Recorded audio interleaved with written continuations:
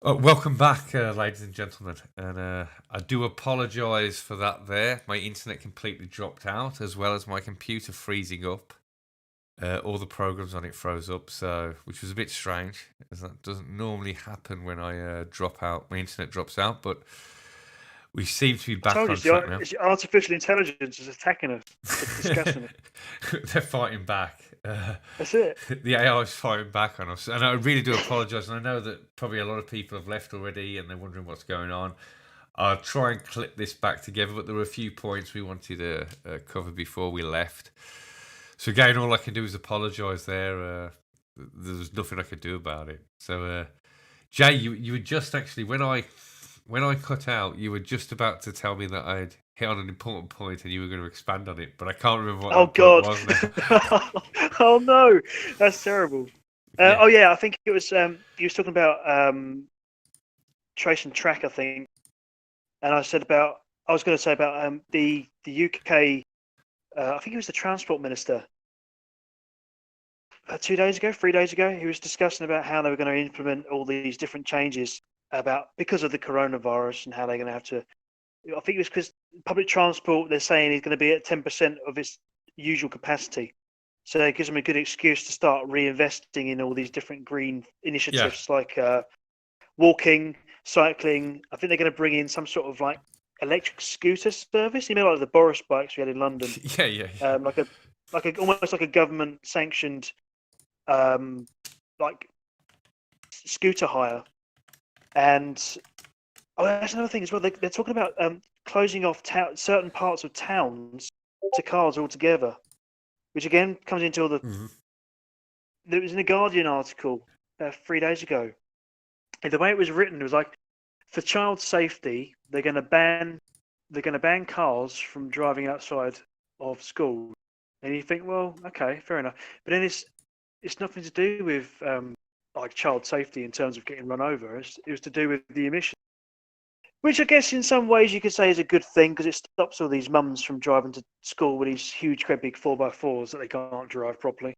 But again, it comes into this thing, doesn't it, about I just don't like, maybe I'm just a bit of an anarchist, but I just don't like the government basically manipulating my behaviour. So yeah, that was part of it. But it is strange, isn't it, obviously, that all these solutions, all the solutions and repercussions of coronavirus happen to line up effectively with all the sustainable development thing. Yeah, and even a little bit more of a side issue here, right? What have they got us doing? What is the only thing we can do in lockdown that they allowed us to do was go for walks, exercise, right? Yeah. And now the first thing they've introduced now, I think from tomorrow, we have unlimited exercise. We've suddenly been allowed unlimited exercise, but hardly any of the shops are still open except for the grocery stores, etc. So what are we going to do with this unlimited? We're just going to walk around. So again, as I was saying with this nudge theory, this change in the perception, right? Now we're suddenly. I don't need to tell you or anyone else. Yeah, I mean, I don't have to tell you or anybody listening that this lockdown makes no bloody sense. Like, you can't see a friend, but I can quite happily go. I mean, bear in mind, I don't really know why I'm discussing this because everyone pretty knows this already, but the virus just allegedly stays on surfaces for up to 3 days and it can stay in the air for up to 2 hours. So what is the point of people waiting outside supermarket, waiting their turn, when you're already going to go in and touch something or breathe in the same air as someone that was in there an hour ago anyway? It makes no bloody sense. Why can't you go fishing? Yeah, why can't you go fishing on your own? Why is some copper going to come along and tell you can't go fishing, but you can quite happily stand in a queue at a supermarket? Oh yeah, this is all psychological, as we said earlier, to do with the essential, non-essential. Yeah, we've got to become efficient units, right? That's non-essential, that thing there. But with the walking now, we've all got unlimited exercise from tomorrow, I believe. Was it the 13th? They did say the 13th. Yeah, right? It was Wednesday, yeah. So you're going to have everybody out at the moment, right? There'll be loads of people out wandering around, just feel liberated. But like you say, aimlessly, they've got nowhere to go. But this is, again, like I say, the nudge theory to get us into this idea of exercising more, walking more, which is, like you say, there are good aspects of that. But the problem is we're being manipulated into behaviours on false premise. And like I say, the essential is the essential workers, the essential items, the essential everything, essential travel. That's the key one with the nudge theory here, to get that into our minds. That what are we doing that is essential, Mm, um, mm. and what isn't essential. Another thing, I mean, you said you touched on travel earlier, or pretty much at the start of the stream about travel. Not being able to fly, but migrants and that will obviously, but we won't because it's Yeah. not, as I say, non-essential. Um, but even when we do get some sort of normalcy again, which will probably be not what it'll be the new normal. Just keep going over that stupid slogan that the media keeps going over, but Well, yeah. I mean, I don't know how the southern European states are going to survive because a lot of their economy is based on tourism, and I don't think the tourism is ever, well, unless we get to a situation in the next 15, 20 years where you get new technologies coming on that make flying a lot more economical. I don't think we're going to see well, it's not a even return. economical, as we said. I mean, one of the big things that Extinction Rebellion attacked was actually air travel. Yeah, That was one of their well, big because points, right? You're yeah, using X amount of well, fuel just to go on a holiday or whatever. even Again, we're if going things down to do go, essential and non-essential. Well, that's not essential, yeah, right? And we need to save the planet. but So, even if you get to some sort of, even if it does sort of return back to some normality, um, I don't know if anyone knows this, but they've taken planes that had about 3 or 4 years worth of life in them, hmm and because of the costs that were going to be involved with storing them at an airport, they've just gone, do you know what? Don't bother about it. Write them off. So you've got it's so very environmentally friendly and economical. They've got these aircraft that are now basically gone to Nevada and they're now rotting in the middle of a desert when they had another 4 or 5 years worth of use out of them. You've also got another problem with obviously airlines going bust, which is a given. You've also got an issue with no planes to replace the ones that they've taken out of service because of you had the problems last year with the Boeing 737 Max. So you had loads of aircraft that have been stored anyway because they weren't usable. So basically, what you've got is a situation, and cruise liners as well. You've got the main cruise line operators are saying that they're doubting that they're going to survive. And also, you had, and to be honest with you, they were pretty polluting. I think one cruise liner emits enough. There's like the whole half the country or something's worth of car fumes at one cruise liner. So there, there is some argument for getting rid of them, but again, it's all sort of benign and not above board.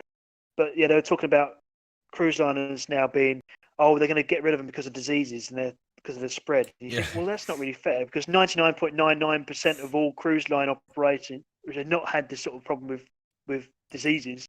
So why would you jump on it now? well, I So mean, yeah, that's another thing. So basically, tourism is dead. You won't.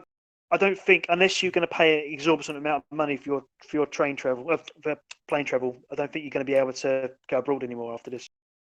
So um, I mean, yeah, I maybe mean, maybe I'm standing a bit like a boomer at the moment. Oh, he's worried about holidays. Well, no, but it's about well, you the know. the point is that the way our lives are being led at the moment, they want to drastically change within a 10-year period. This is what we're trying to talk about. Mm, These Agenda yeah, of course. 2030 is saying that they've got to meet all these targets, especially the climate change targets, especially the poverty targets, all these targets. To meet them for Western countries like the UK, America, any European country really, Western European country especially, um, your life is going to drastically change to meet these targets, and there's no way around that. Now that's from No. travel, that's from how you work, how you operate, how you even move about in your society, how you trade, how you deal with everything is going to change, and it needs to change.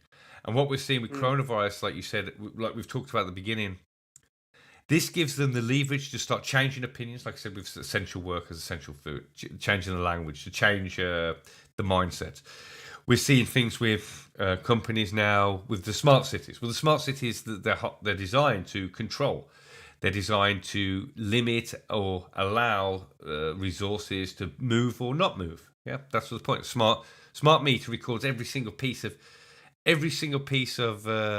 electricity used, every ounce of water, right? And mm, it'll bring that up and it'll say you're not. It's just about controlling our lives across the board, whether it's travel. So people might go, well, holidays are not important, but that's just one aspect. It's about mass control, and at the moment, as I've said, and I'll say it again, um, many of the many of the Western governments, in fact, all of them really, are hostile to the natives, the ethnic, the ethnic majorities of those nations are completely being abandoned by the state in favour of the minorities. And we know this is slightly about division, but when you've got a hostile government that wants to control every aspect of your life, and also, of course, it won't be any fair way. Like you say, travel will still be allowed if you've got enough money, right? It's just going to be a tax, so you end up like the rich footballer that parks his car anywhere in London because the parking fine doesn't really matter to him, right? So it becomes the justice system doesn't become what it's meant to be, which is fair across the board. Yeah, I mean, it isn't anyway, right? If you can afford the big lawyers and you're a big company, you can find legal tax loopholes, right? That some small business, that employs like 5 people, ends up paying more tax than like a massive multinational because they haven't, right, So it's already unfair, but I mean, it just become more unfair in that way. Whereas there'll be the haves and the have-nots, and if you go back many years, I mean, this is kind of, this has kind of been the idea for a very long time, that there's going to be a super elite, and what people don't understand, they go, well, this is capitalism. We won't discuss who this super elite is. Yeah, but this capitalism versus communism argument, they're the same thing. They both end up with a super elite. This is the ultimate goal of capitalism is essentially the communist state, where you have a super untouchable elite and everybody else is equally crap at the bottom. Do you know what I mean? That's the point. That's communism. I came across a book the other day, or the other month, should I say, Economic Democracy. And it sounds a bit like hairy-fairy, but it actually raises quite a good point. It's a guy from the 1920s, 1910s, 1920s, talking about how fundamentally there is no difference between. He's in favour of what would be called now, I suppose, sort of guild socialism. They want to return people back to sort of a more traditional way of living, i.e., living on the land, etc. So, I mean, I have been reading a lot of it. Not all, I don't agree with all of it, but a lot of it is kind of like, actually, this seems to be more in line with my way of thinking. And he came up with this idea that the problem isn't capitalism, the problem isn't socialism, the problem isn't communism. The problem is the aspect of whose authority, or for who do they gain authority for. So he argues that the issue is, I mean, if anyone's read Niche, the will to power is the problem, because power corrupts. Essentially, that's what he was saying. Is that you shouldn't have this top-down bureaucracy that's trying to force everything on the people. It should be up to, as much as possible, to break things down so that actual local communities or local towns, councils, etc., have the authority. So you've got more. If the council is trying to implement something, you've got more chance of changing that. If the government, the UK government or the EU or whoever tries to do something, you've got no say whatsoever, because it's not those people that live in your town. I mean.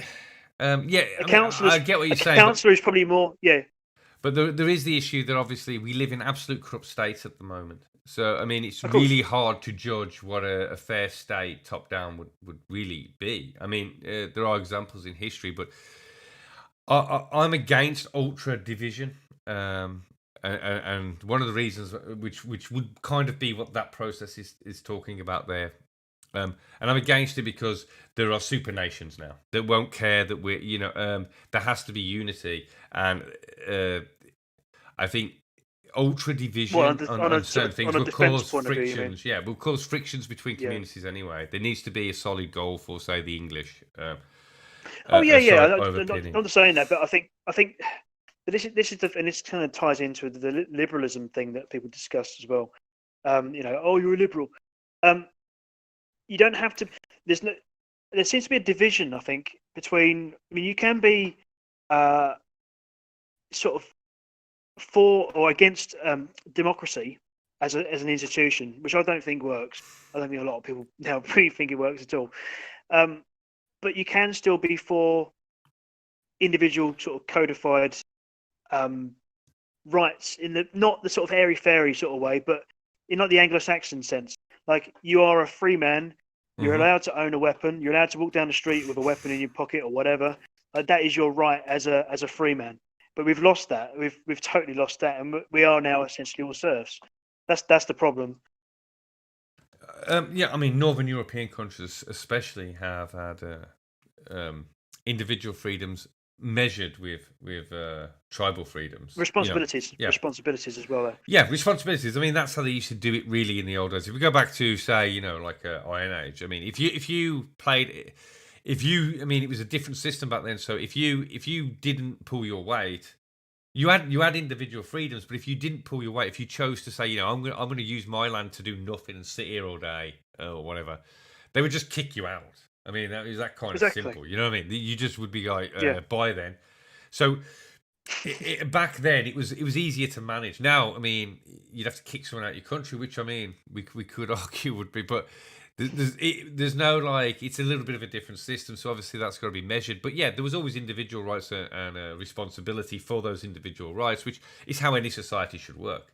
If you're seeking protection under a society and you have rights given to you by that society, then you must maintain that society. I mean, it's kind of goes without saying, because if everybody decided to use their land to build a golf course, we wouldn't have any food. Yeah, so you know what I mean. Right, this idea that you should just be allowed to do whatever you want with your land has to be measured against the state.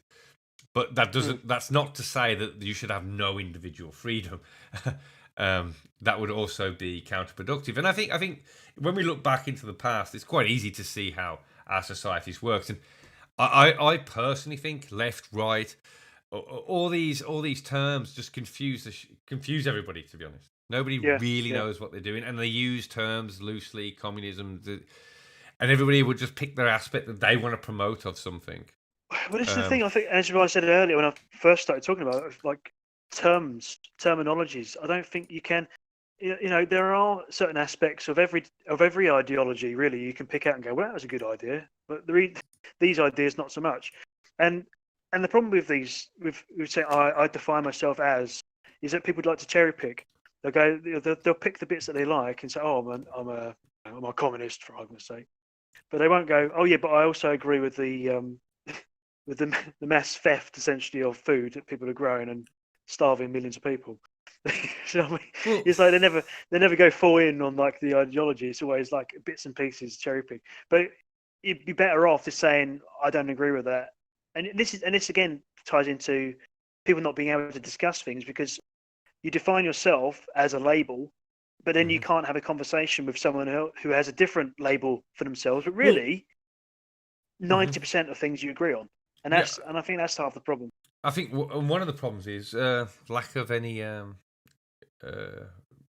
imagination. Imagination. No. Oh yeah, yeah. Everybody's speaking of dead philosophers. Everybody's speaking of ideologies that lived, 100 years ago. I mean, what the hell? I mean, like National Socialism, communism, whatever. They were invented in the last century. Where's our new ideas? Where's our new notions? Our new bringing old ways forward for our modern era? It's like, and where's our new philosophies? There's none. There are basically people. It's become like academic, and this is part of the academic system, where to prove my theory, I have to back it up with somebody else's theory. To prove my idea, I've got to back it up with somebody else's idea. This intellectual pandering to ideas, when actually real ideas that take hold in a nation. If you look at the two, communism and National Socialism, if you look at them on their base level, they appealed to the people on a very fundamental level. Communism, in my opinion, lied. And took the idea and took many of the notions of socialism and actually misappropriated them. It was a false. It was actually capitalist idea. It was just get to the end of capitalism faster, which is. It was a super. It was like you're all below me and we're at the top. It's create, like you said, the will to power. What is their motivation? I wouldn't say the will to power is the problem. What is the motivation of that will? And that's where it will end up. The motivation. I mean, a society is designed, and a society will always start to represent its leaders. Yeah, because they're leading it. They're directing. They're literally steering the ship. So if you've got a degenerate society, well, you look at Thatcher and Reagan. They gutted through capitalism and easy credit cards, and that's where all these credit cards and loans and that came in. After that point, that's when you started getting what was left of the old industries and things of the unions and things. They all got completely shat on, And that's when you got this yuppie culture that still exists today, which is all me, consumerism. Mm-hmm. So you're right. And it also, ironically, although it defeated the old unions and essentially bred a new kind of union, which is the more liberal one that we have today. The more liberal left. Mm-hmm. They became, but yeah, we had these divisions. But yeah, your leaders will shape your society, and this can go back and their intentions, not their words, their intentions will shape it. If you've got a society that's rife with crime. But the leaders are saying that they're all about stopping crime. Well, then they're not. You know what I mean? Because crime would stop. Like, crime is. You look at somewhere like London. Are you telling me we can't deal with gangs in London when we can go to nations like Iraq and blow them to smithereens? Right? We can't deal with the gangs in London. That's just. It's this myth. You see it as well in America, right? They can go to any country in the world and dominate, but they can't stop gang culture. And robbery in their own states. I mean, this is absurd. I mean, these are the absurd ideas that we have to look at, and that society ends up. There is no accidents in societies, especially in the modern societies. And this is something I want to bring up with the Agenda 2030 and all the coronavirus. The people that believe that these things are a failure, and I said this before and I said again, like the people say multiculturalism is a failure. Well, it is from our perspective. But not from theirs, because the ideas behind their will to power are to create division. Subvert. Yeah. So to us, our ideals, it's like a failure, but to theirs, it's not a failure. And this is where a lot of people get caught up in this intellectual argument that, look, I've worked out this really smart way of dealing with something.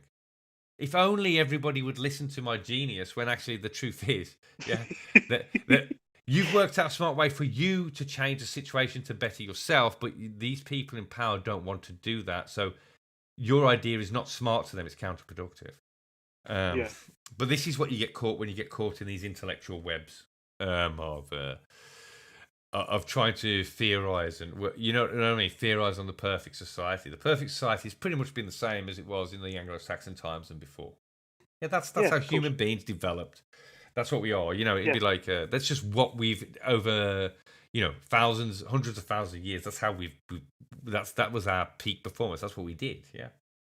Well, you can look at the statistics already. I mean, they still say, don't know, that the happiest people are people who live in rural areas. Yeah. You have a small but very cohesive community. You still meet up in the pub or whatever. They're the sort of people who are happiest. Yeah. Yes. Why do you think suicide rates have gone up so high in the last 15, 20 years? And there's no reason why a strong nation can't facilitate strong rural communities, strong even in a city, strong community. But it doesn't facilitate that because it doesn't want that. Yeah, it wants ultra individualism. It wants nobody knowing their neighbours. It doesn't facilitate community, so it doesn't get community. It gets this disjointed. We're going a little bit off topic here, going into a bit more philosophical discussion. But is there, before we wrap up, because we are going to have to wrap up soon because it is 1:00 here. But and I will apologise again for the drop out of the stream, and now it's coming back on. I know it's a bit of a nightmare, and I know we lost a lot of listeners, and hopefully they'll catch up with it when they see it later. But is there anything else you want to point to with the Agenda 2030 related to the future, related to COVID-19, related to climate change, or whatever that we haven't? Because I've lost a little bit of track of what we've covered by now. Because it kind of gets a bit confused. And also, to anyone who's listening, we was talking for about half an hour before this as well, so it gets a bit confusing. Yeah, like you're covering the same thing. The only thing I would try to reiterate is what's called the Green New Deal. Mm-hmm.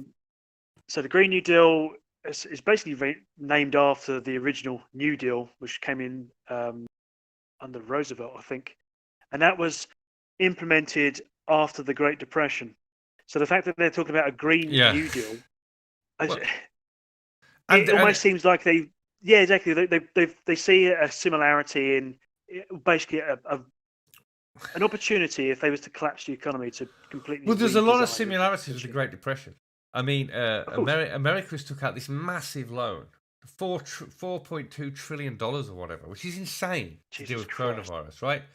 I mean, nothing's close to that ever in the history of aid packages from the US, Well, which is eventually they'll putting them have to just write it massively off. in debt, just like in the social security system that the US has now. All came out of the Great Depression. It all came out of this massive debt. So we've got a massive debt, a possible recession, which for those out there that think they're going to be able to camp in the woods, the recession is not to destroy civilization. This recession is to consolidate power. It's harvest time. Yeah, all Yeah, those all that personal but wealth you saved up by working hard. These middle class people that have worked hard, they've built their small businesses. Well, they're taking your business away. They're going to force you to get a loan, and then they're going to leech off you for the next 20 years, right, or 10 years. well, they did it. That happens anyway, regardless. Yeah, I mean, they but did I it mean, this every 10 heightens years. it. This heightens it. I mean, Yeah, of course, this is like a major event, but yeah, every 10 years, this is what they do. yeah, When the going's good, they give out cheap loans, cheap credit, and then yeah, obviously all these businesses and people buy cars that they can't afford, and everything seems great. And then they do it on purpose, and then oh yeah. I 10 mean, years later, it's reaping time. yeah, So basically, they'll come in and they'll get all the assets, and yeah, essentially, this is what this is with this Green New Deal, a fourth industrial revolution, and all the rest of it. It's about consolidating assets. So they know full well that a huge amount of businesses are going to go out of business, and they can basically cherry pick which businesses they want to essentially take shares on. So they go, yeah, right, well, that company's conducive to what we want to achieve, so we'll buy them. We'll buy 51% of the shares, just so we've got control of their boards, basically. And this is how. Don't forget, all the UN, the World Trade Organization, all of these people that run these international organizations, they're all ex-banking people. oh yeah, They've all worked in Goldman Sachs or Rothschild or whatever, oh yeah. Lehman Brothers, etc. Or politicians that were brought by them, but the politicians that, I mean, even like people like Tony Blair, for example, as soon as he left office in the UK, went straight into Goldman Sachs on a position that nobody could work out. Well, it was probably he probably didn't actually have to do anything. He was probably already just getting paid for services already rendered, right? You know what I mean? Yeah. But yeah, so you get essentially this global elite, right? You can track them, you can trace them, you can follow them, you can see them. They're everywhere, right? They don't hide, as we said at the beginning with this Agenda 2030. This is not hidden. It's not like you don't have to find some secret society. You don't have to. Do you know what I mean? You don't have to go there. They literally tell you what they're doing, how they're going to do it, and then they just lie to you at the front end. But they control the media, so they just dress it up pretty. You know what I mean? Yeah. But because of this collapse, financial collapse that basically we're going through right now, there was, I can't remember, it was the UNTAD, the UN Trade and UNTAD. I know the abbreviation. But they've basically been talking about creating an all-new international body which oversees the wealth redistribution from rich countries to poor. So that's where you get, like, on an international scale, your Green New Deal. You're on your national scale, your Green New Deal will be universal basic income. Yeah. And if you'd spoken to someone before Christmas, if you'd said to them, "Oh, by the way, we're going to really seriously consider UBI," most people would go, "Oh, fuck off! Like, it's never going to work because it's going to push up inflation." All the rest. Now you've got millions of people out of work. UBI suddenly becomes a very well. I mean, UBI is very similar to universal credit anyway that we already have, and that's increased massive. And I've had to go through that process. And it's completely different to the old system in many ways. But I mean, and if you actually look, there's massive reporting that as every time when they bring in a new system as well, they cut the money. Yeah, so you end up with a little bit less than you did before. But it's funny. There was an article that came out a little while ago saying that it's New Scientist this last week turned around and said, universal basic income provides a better standard of living for most people and improves your employability. However, they did an experiment in Finland a couple of years ago, and it was a complete failure. So what's changed? Yeah, I mean, what do they mean? It depends on the language. And are they speak in specific countries there? Because if we use universal basic income and spread it across the world, then yeah, most of the world would be better off. We won't. Yeah, exactly. Yeah. It depends on the language they're using and where they're applying it. But yeah, and obviously, if everyone's getting paid by the state, and the thing is, prices will raise. So if everyone's getting an extra £1,200 a month, all that's going to happen is the price of bread's going to go up a little bit. The price of your internet's going to go up a little bit. Everything that you pay for is going to increase slightly. So you're going to be no better off. Everyone's going to be in poverty like they was. Essentially, what's going to happen is you're going to have an entire generation now who's going to end up like what the people on council estates ended up like. A lot of people on council estates shouldn't generalise, but a lot of people now are completely dependent on the state because they've never worked and their parents have never worked, and then you get all the problems that come with that: drug abuse, alcoholism. And this this directly roots back to the closure of our industry, right? This directly relates back to the free trade movements, free trade agreements. So we'll just ship all of our factories to India, get cheaper work. Yeah. Well, then you abandon that place for like multi-generational lack of opportunity ends up with, like you say, drug abuse, alcoholism, no interest in working because they've not had a job. So the state went, well, there's no job here, have some money. And then it's come back and gone, well, you've got to get a job. And they're like, well, there's no jobs, and you've given me money for a couple of generations. I mean, I've spoke about this before, but it's quite simple, You take an industry collapses, the father loses his job, probably maybe even goes to alcoholism, especially in the past because of shame. There was a big shame attached to that for a man. Yeah. He drops to alcohol, his son becomes a bit wayward, but his son's still got to live, and remember, when this happened, there wasn't the system that we have now, so it was tougher, right? So he had to learn to be a bit of a criminal. He ends up doing that, and then his son, there's still no jobs. They learn to play the system because they've had to survive. It's not like they were inherently genetically bad. What it is that they've had generational hopelessness, and they've had to survive, right? They've had to adapt to their environment, and their environment was there were no jobs, and they've been brought up to live in that environment where you get what you can, how you can, kind of attitude, and you live for the moment because your life's pretty shit anyway, right? And that's drugs, right? Nothing changes. Nothing changes. That is, nothing changes. You're not going nowhere. It's been like that for hundreds of years. Yeah, you're not going anywhere. You've got no hope to get anywhere. You're stuck in a system, so you think, I'll do drugs and just live for this literal moment. Yeah, live for the now, right? And because there's no future. This is all predictable, and like I say, this, as I said earlier about the state, this is what the state wants. Because if it wasn't what the state wants, it wouldn't happen. This idea that things are out of the state's control are quite bizarre, actually, in many ways. It either shows this under bad premise or good premise, depending on your angle. You could easily change laws that would enforce British business, but we don't. We constantly. I mean, with the climate change stuff, this is going back probably about maybe even nearly 10 years. But I forgot what it was. A village. They got paid by the government because they cut emissions, right? This company, this British company, I forgot what it was now. I have to look it up. Got paid by, there was incentives. If you cut emissions, you got this like windfall payment, or tax breaks and etc. So you end up with hundreds of thousands. This company moved its factory to India, thus cutting its emissions in the UK. So it got this windfall tax break. So, and it left this village of a few hundred people, this small town of a few hundred, well, maybe 1,000 people, completely screwed. Because all their industry outside of this factory was based on the money from the factory. Do you get what I mean? Like the shops were getting money. Yeah, of course. Yeah. So the whole town collapsed, and the British government paid the company to do that because by shutting down that factory and moving it to India, it actually cut its UK emissions. And this is, do you get what I mean? And now that kind of policy is terrible. Yeah, that's it. I mean, I know Theresa May came out a couple of years ago and was like, "Oh, how good we're doing on the environment." You go, because you shipped all the fucking factories over to China, which is not doing anything globally. They're even worse. No, exactly. And actually worse, because they have less restrictions than us. They're just like pollute the shit out of it, whatever. And they're given another thing people need to know here, right? They're given less restrictions than us because they're seen as developing and they need to, so they're allowed to actually pollute more than us anyway.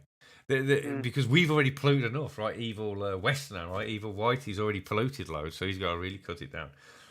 I mean, we could go on. We could go off on a load of tangents here, but government is deliberately bringing about conditions where we're going to be completely state dependent. Well, not even just state dependent. It's going to be. I mean, I term it as a neoliberal digital authoritarianism. I mean, the free trade aspect of it and the global trade aspect of it is crucial to the plan. Yeah, these global corporations that can go anywhere and control countries basically by their sheer financial power. Yeah. Well, you're going to see more. You're going to see Yeah. more companies going under and more communities affected. Yeah, and all that would do is consolidate the bigger ones because they're the only ones that can survive. You heard about what Mark Carney said about businesses that don't adapt are going to go under. Yeah. There was an article on BBC 4 or 5 days ago now, I suppose. The Committee on Climate Change is all these organisations you've never bloody heard of giving the government advice. But anyway, this is an exact quote from the article. It says, many sectors of the UK economy do not currently bear the costs of emitting greenhouse gases. Yeah. Revenue could be raised by setting or raising carbon prices for these sectors. So essentially, if you kill work the business, I don't know. Yeah. So basically, if you work at the Nissan factory, they're going to turn around and go, well, you're producing cars. So unless you start producing electric cars, we're gonna tax your factory to such a degree that you go out of business. So and also the companies that can adapt, or the companies that can give through it, will end up as the only company in there. So if if they say we're going to put this heavy tax on some kind of manufacturing, well, only the biggest of the biggest can handle that tax. But the biggest knows that if it can survive while all of its competition go under, it can actually afford to pay that tax in the end anyway, because it's just it's basically cornered the market. It actually encourages the super companies to become monopolies. I mean, it encourages that behaviour because it's already very hard if you want to start a small business, it's incredibly difficult. I've tried. I've tried myself. You can't, and because the margins for small businesses anyway, the margins are so low. Yeah, margins. You end up you're literally undercutting yourself essentially, just to try and get the business in just to start. Which most people you need millions essentially to. I mean, even towns, right? The tax. I mean, but this is what I mean. We know it's because the tax would be the same. The tax would be the same as your rent. Well, if you get a high street property, you might pay 50k rent a year. Then there's 50k tax. Well, it's probably higher. I mean, that's a small high street. You'll pay 50,000 in rent. Then that tells you 50,000 in tax. So that's 100 grand a year before you've even opened the shop, brought any equipment, or employed a staff. Yeah, and this is. Funny you say that. I was looking at trying to start a mead making business, right? Yeah. It wasn't. I thought, why does no one do it? It's like, it's quite it's not a product you very hear about very often. Anyway, I was thinking about having your own hives and things. It wasn't until I really started looking into it. The reason why no one does it is because the government charges something like £180 tax per 100 litres you produce. So you'd have to charge like £25, £30 a bottle just to break even. So is that what the hell, business, man? right? Yeah. And this is the thing. This is when people really need to look at government. It's not just about like big ideologies. It's and we nationalists need to move out. Not of should we support Palestine? Should we? Is there anything good about communism or Islam? They're just retarded arguments. They're just taking us on these intellectual fantasies of just sitting there theorizing. What we need to do is the problem with take on said this real lots of times before. Problems. Yeah, The problem with the internet, especially, I think the internet was the worst thing that ever happened because it took people out of pubs. Pubs are dead anyway. So years ago, you'd have an intergenerational conversation around a table, and you would learn something. Nowadays, you've got people don't mean any disrespect by this, but you've got people who are like all in their early 20s, and they're all bouncing ideas off of each other. But the problem is that enthusiasm that these kids have got. The mere act of talking about it diffuses it because you talk about it. I mean, as we're doing now, you put the worlds to rights, but then you feel like you've done something, or you have a go at a feminist or something online. Yeah. What have you achieved? Yeah. You've actually achieved nothing. But you go to bed thinking, oh, I showed that person, or I had a really good point. You think you've won an intellectual I've achieved something. Yeah. Yeah. But no one's listening to you. Only that very small group of people around you are listening to you. Yeah, I mean, and we need to move out of these big agendas as well and start looking at things that affect our people. Like we've talked about tonight with some of these things. When we talk about Palestine or Islam or communism, all these things, anybody talking about industry being moved abroad? I mean, that's a major issue for any nationalist. Why doesn't any nationalist want to talk about that? Because it's not cool enough, right? It's not big enough. It's not edgy enough or something. We've got to move. I'm a nationalist. I'm an ethnic nationalist. That means that I want the best for my people. It's not just end immigration and suddenly the world's a freaking Utopia. there's so much to it, and there's so many things that we can reach the general public, the average guy on the street with. Pro-Palestine doesn't matter to any of them.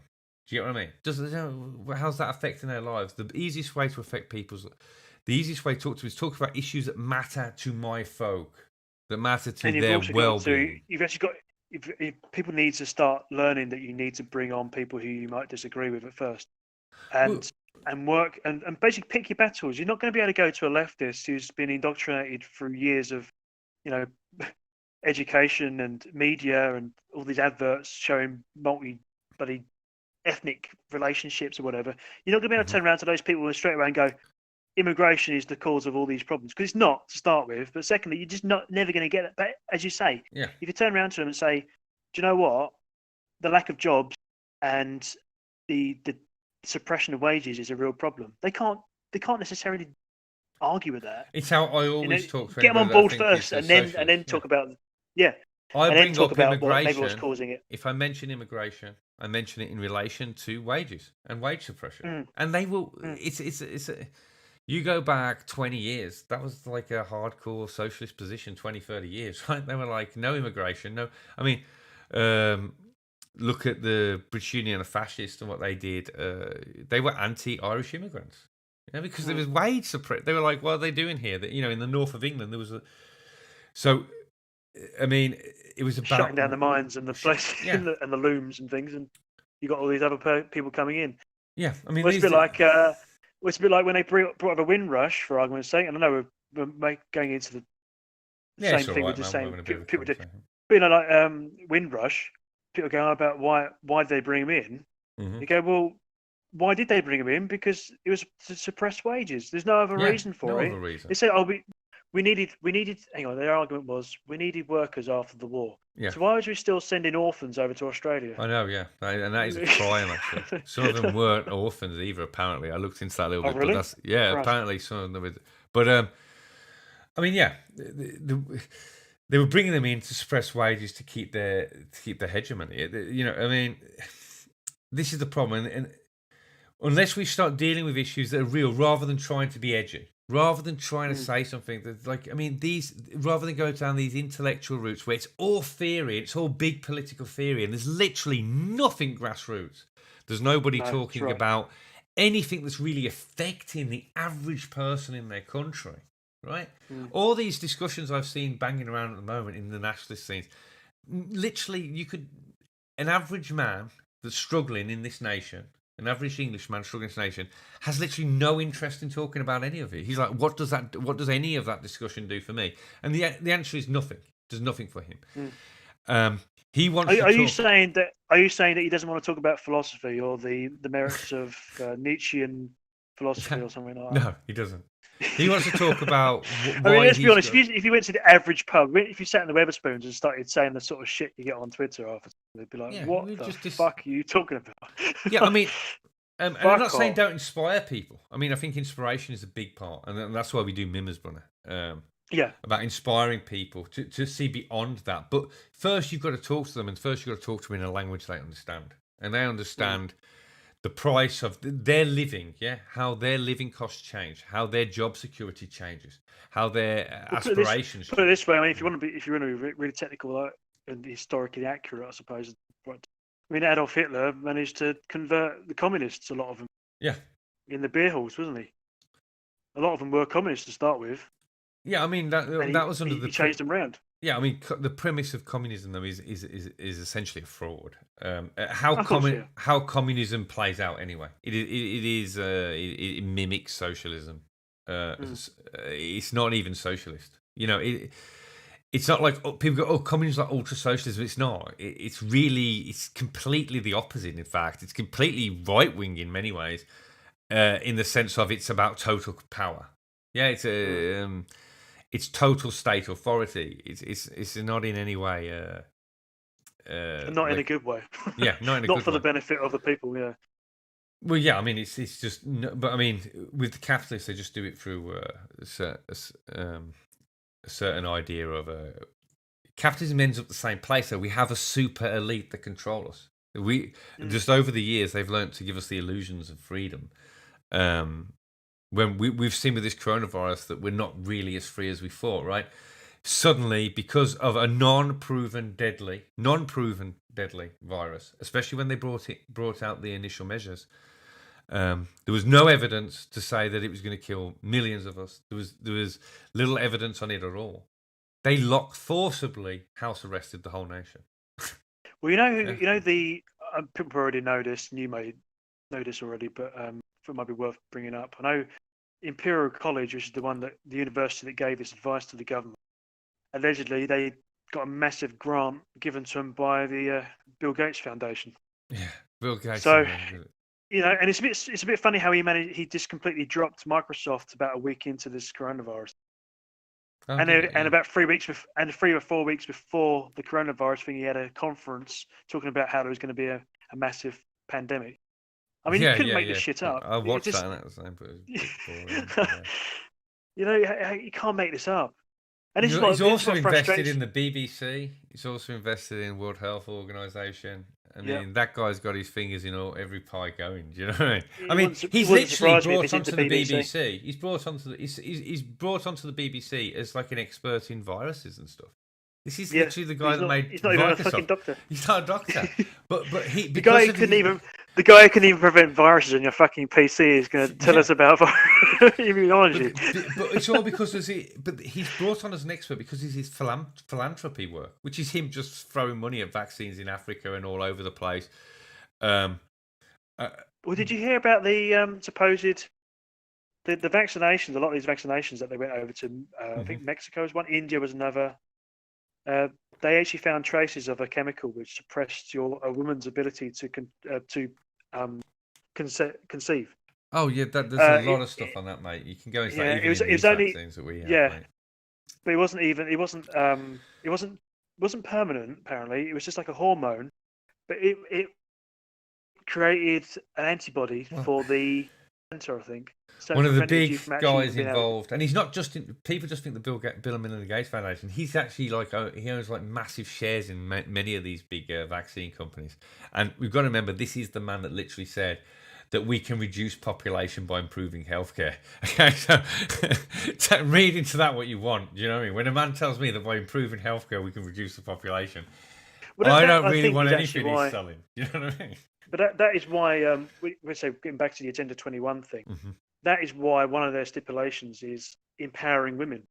It's so that you don't get it's to try and prevent basically these really sort of backwards countries now by our standards, where you get a guy who comes home from work, literally grabs hold of his wife, shags her to death, he goes back to work. She doesn't actually have a choice in it.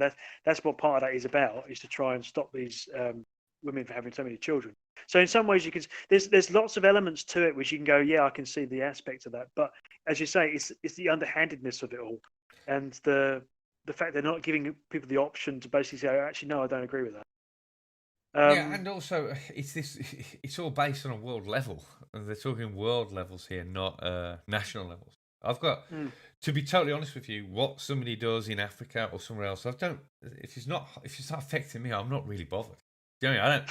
They can inflate their population massively, and they have to. But then they have to deal with the consequences of that, or the rewards of that, right? And that's how the world should be working, right? Countries can do what they want within their own societies, but they have to then deal with whatever that produces. At the moment, what we have is, actually, Africa's population is massively inflated anyway by masses of aid that comes from the West. That's forcibly given, by the way, in many the EU, the UN. This is the thing about when you get these leftists and they're like, because of colonialism. Well, actually, if you want to read into it like that, the worst thing we ever did was ever leave. If that's the way you want to look at things, because arguably, if majority of African countries or whatever had still been under British or European dominion, then they would have provided education. They would have provided some level of industrial. Well, they wouldn't need to emigrate here, would they? Because they'd have it there. No, exactly. And again, this is another aspect I never like the sort of your lefties and that never really bring up, is that the best okay, not all of them. Some of them are genuine skivers. Certainly your doctors and your nurses and that, they're the people they need the most, and engineers, any Yeah. engineer. So we're basically headhunting the people who could raise them out of the shit. We're headhunting them and bringing them over here, and that in turn is stopping us from training our own kids to do that job. And we've got a doctor's shortage. It's a Okay, in globalist that agenda. case, I mean, th- yeah. I mean, I agree with you. I if see it- exactly what you're saying. yeah, Yeah. yeah. So if you say, "Oh, we've got a doctor's shortage in They're this the new country," okay, in that case, imperialists. pay for. Yeah, exactly. It's a new version of imperialism. Yeah, it is. I was Yeah. saying I was saying this to you before we started streaming. Like, um, they say, "Oh, how bad imperialism was," because back then, sort of in the 17 and 1800s, we were going over there. We were bringing them Christianity. We were bringing Mhm. them civilization because they're barbarians and all this.